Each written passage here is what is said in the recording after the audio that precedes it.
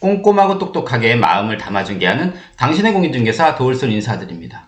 공공지원 민간임대 아파트로 추진되는 세종 에버파크를 꼼꼼히 살펴보시고 투자처로도 아니면 실사용 용도로 발기인 가입을 결정하신 분들한테는 또 하나의 고민이 있으실 것입니다. 바로 동호수 지정 문제인데요. 세종 에버파크가 선착순으로 동호수 지정을 하게 하다 보니 어느 위치를 선점하는 것이 자기한테 가장 유리한지를 일반인분들이 판단하기가 좀 어려우신 것 같습니다.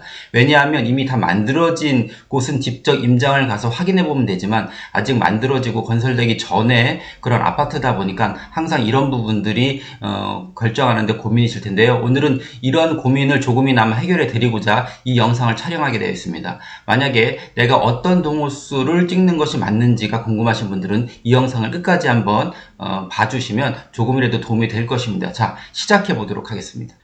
세종 에버파크는 DA건축에서 전반적인 설계를 맡고 있는데요.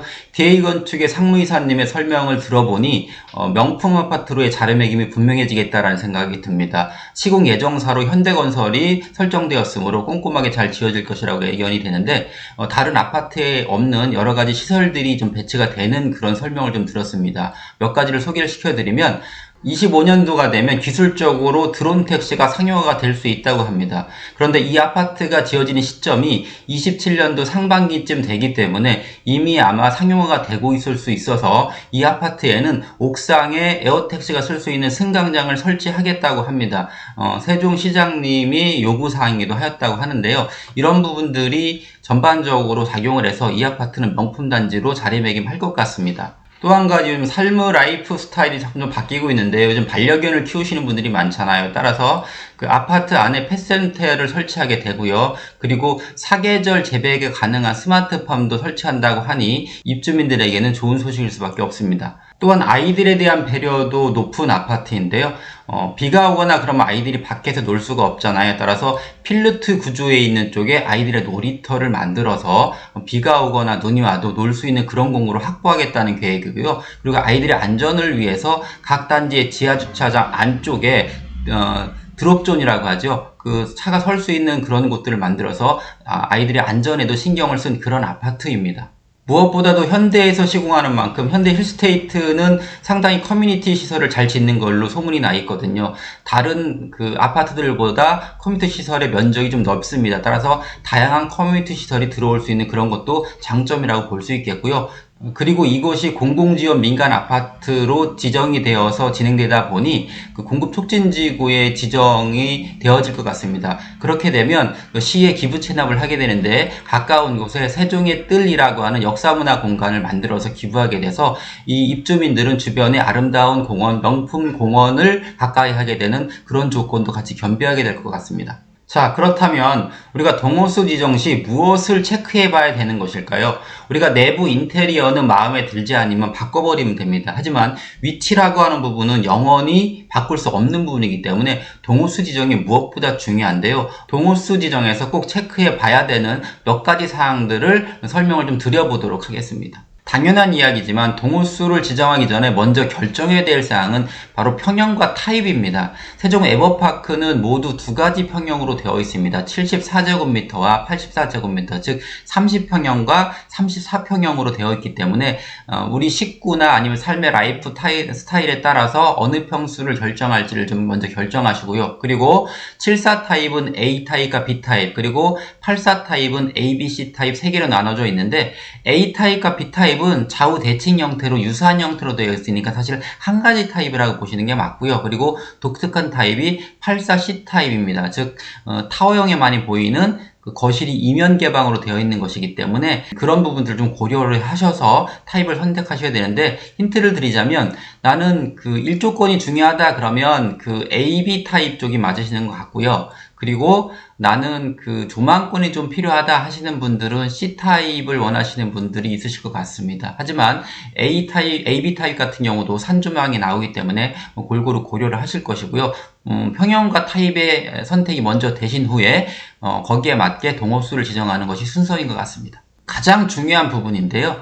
배치도를 놓고 공부를 하셔야 됩니다. 세상에 공짜로 얻어지는 것은 없는 만큼 내가 가장 좋은 동호수를 선정하기 위해서는 배치도를 놓고서 공부를 할 필요가 있는데, 왜냐하면 아파트라고 하는 것은 평면으로 이루어진 것이 아니고 3D 입체이기 때문에 우리가 사는 곳은 공간이지 평면이 아니지 않습니까? 따라서 이 배치도와 그리고 그 층수로 되어 있는 부분을 잘 고려를 하셔가지고서 동호수를 지정해야 되는데, 이렇게 보면 상상이 잘 안 가실 것입니다. 그래서 저 같은 경우는 그 스케치업 같은 경우로 기본적으로 모델링을 해서 바라보는데, 그렇게 되면 그 상상할 수 있는 부분들이 폭이 넓어지고 그것들이 눈으로 육안으로 나타나기 때문에 동호수 지정에 상당히 효율적입니다. 그리고 그 아침부터 저녁까지의 일조량이 어떻게 되어 있는지도 스케치업 같은 경우로 확인이 가능하기 때문에 해가 잘 되는지 안 되는지 이런 부분까지 체크할 수 있을 것입니다. 시범적으로 한번 보여드리겠습니다.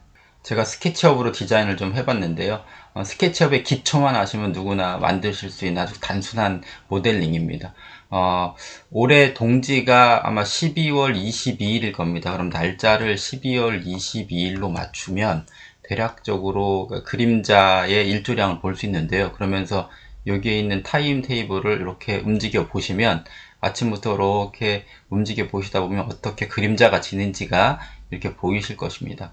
만약에 내가 1블록에서 그 84 타입을 원하고 싶은데 84 타입이 이 74 타입의 뒤쪽에 배치해 있거든요.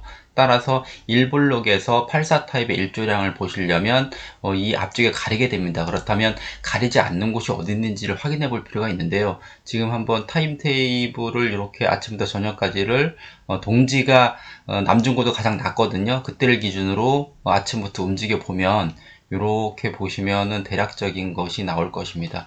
저 같은 경우는 딱 뛰는 부분들이 여기가 그 단지로는 111동이네요. 111동을 기준으로 바라본다면 111동은 아침부터 저녁까지 거의 그림자가 지는 곳이 없죠. 이렇게 바라보시면. 그런데 이 앞쪽이 최고층이 25층입니다. 따라서 25층 위부터 나머지 층수는 제가 보기에는 해가 전혀 그 그림자가 가리는 것이 없는 건데, 그럼 이제 앞쪽 조망이 좀 어떤지를 알고 싶으시잖아요. 그러면 실제로 돌려봐서 한번 그 위치에 가서 한번 바라보는 시뮬레이션을 해볼 필요가 있습니다.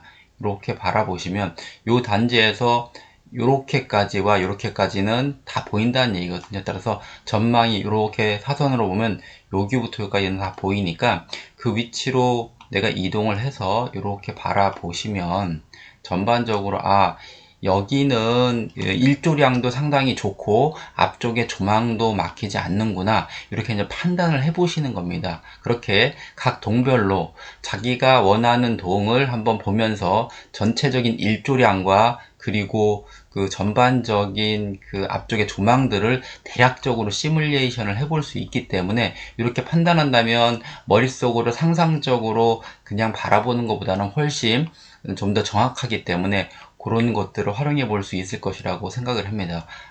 이렇게 만드는 것이 좀 귀찮으신 분들을 위해서 제가 제 홈페이지에 요 스케치업 파일을 올려놨으니까 필요하시면 다운받아서 쓸 수 있으신데, 이건 너무 기초적인 어떤 모델링이라 좀 더 스케치업을 잘 다루시는 분들은 정교하게 만들어 보시면 될 텐데, 저는 기본적인 간단하게만 이렇게 만들어서 확인을 해보는 정도로 시간이 없어서 해봤습니다. 이런 식으로 얼마든지 내가 노력을 통해서 그 일조량이나 조망 같은 경우들을 충분히 활용해 볼 수 있다는 말씀을 드리고 싶은 것입니다.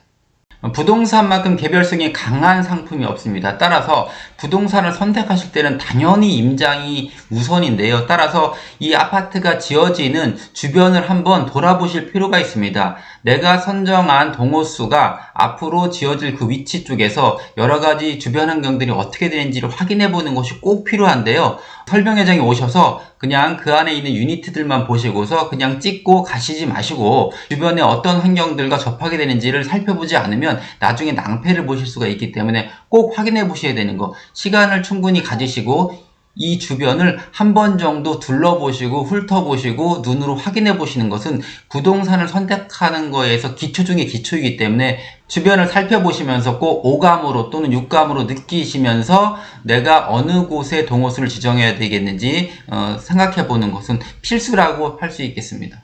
어떠신가요? 오늘 세종 에버파크의 동호수 지정에 대해서 조금이나마 도움을 드리고자 영상을 찍어 보았는데 여러분들에게 도움이 되었으면 합니다. 만일 동호수 지정에 어려움이 있으시다면 윗 번호나 개인적으로 연락을 주시면 저희가 시뮬레이션을 잘 해서 가장 적절한 그 삶의 라이프에 맞는 동호수를 지정해 드릴 수도 있으니 연락 주시면 감사하겠습니다. 이것으로 오늘 영상을 모두 마치고 다음에 좀 더 좋은 영상으로 찾아뵐 것을 약속드리겠습니다. 감사합니다.